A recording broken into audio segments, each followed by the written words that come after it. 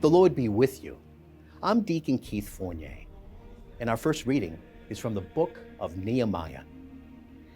In the month of Nisan, in the 20th year of King Artaxerxes, since I was in charge of the wine, I took the wine and offered it to the king.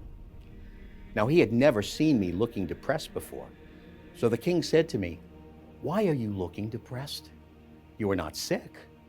This must be a sadness of the heart." Thoroughly alarmed by this, I said to the king, "May the king live forever. How can I not look depressed when the city where the tombs of my ancestors are lies in ruins and its gates have been burnt down?" The king then said to me, "What would you like me to do?" Praying to the God of heaven, I said to the king, "If the king approves and your servant enjoys your favor, send me to Judah, to the city of the tombs of my ancestors, so that I can rebuild it." The king, with the queen sitting beside him, said, "How long will your journey take? And when will you come back?" Once I had given him a definite time, the king approved my mission. I then said to the king, "If the king approves, may I be given orders for the governors of Trans-Euphrates to let me pass through on my way to Judah? Also, in order for Asaph, keeper of the king's forest, to supply me with timber for the beams of the gates of the citadel of the temple, for the city walls, and for the house which I am to occupy." These the king granted me, because the kindly hand of my God was over me. And our response is taken from Psalm 137.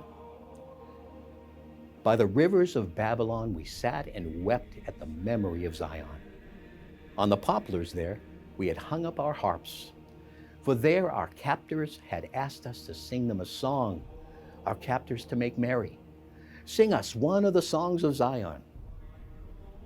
How could we sing a song of Yahweh on alien soil? If I forget you, Jerusalem, may my right hand wither.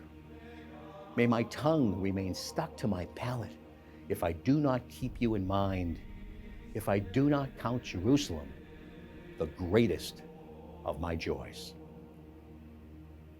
A reading from the Holy Gospel according to St. Luke.